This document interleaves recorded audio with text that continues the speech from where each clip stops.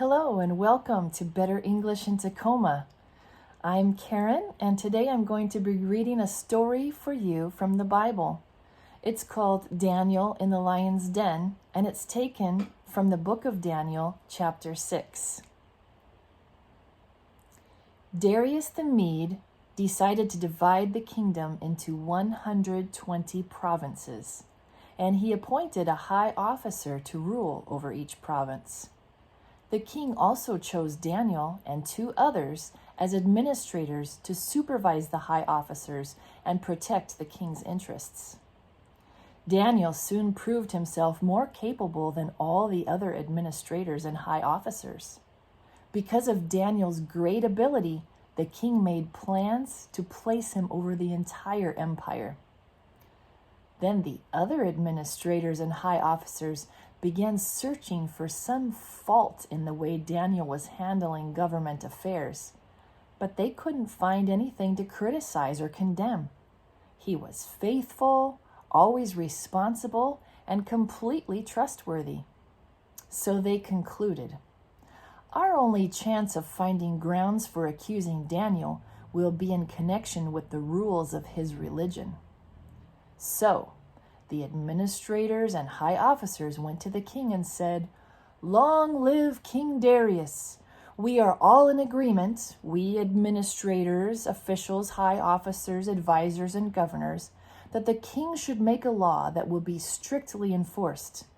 Give orders that for the next 30 days, any person who prays to anyone, divine or human, except to you, your majesty, will be thrown into the den of lions.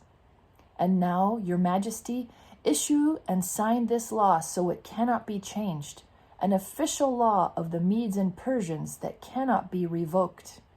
So King Darius signed the law. But when Daniel learned that the law had been signed, he went home and knelt down as usual in his upstairs room with its windows open toward Jerusalem. He prayed 3 times a day, just as he had always done, giving thanks to his God. Then the officials went together to Daniel's house and found him praying and asking for God's help. So they went straight to the king and reminded him about his law. "Did you not sign a law that for the next 30 days, any person who prays to anyone, divine or human, except to you, your majesty, will be thrown into the den of lions?" "Yes," the king replied, "that decision stands. It is an official law of the Medes and Persians that cannot be revoked." Then they told the king, "That man Daniel, one of the captives from Judah, is ignoring you and your law. He still prays to his God 3 times a day." Hearing this, the king was deeply troubled, and he tried to think of a way to save Daniel. He spent the rest of the day looking for a way to get Daniel out of his predicament. In the evening, the men went together to the king and said, "Your Majesty, you know that according to the law of the Medes and the Persians, no law that the king signs can be changed." So at last, the king gave orders for Daniel to be arrested and thrown into the den of lions. The king said to him, "May your God, whom you serve so faithfully, rescue you." A stone was brought and placed over the mouth of the den. The king sealed the stone with his own royal seal and the seal of his nobles, so that no one could rescue Daniel. Then the king returned to his palace and spent the night fasting. He refused his usual entertainment and couldn't sleep at all that night.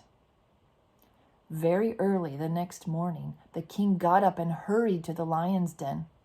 When he got there, he called out in anguish, "Daniel, servant of the living God, was your God, whom you serve so faithfully, able to rescue you from the lions?" Daniel answered, "Long live the king!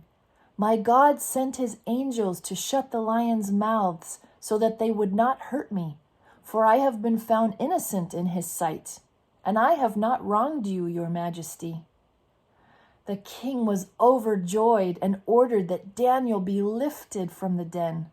Not a scratch was found on him, for he had trusted in his God. Then the king gave orders to arrest the men who had maliciously accused Daniel. He had them thrown into the lion's den along with their wives and children. The lions leaped on them and tore them apart before they even hit the floor of the den.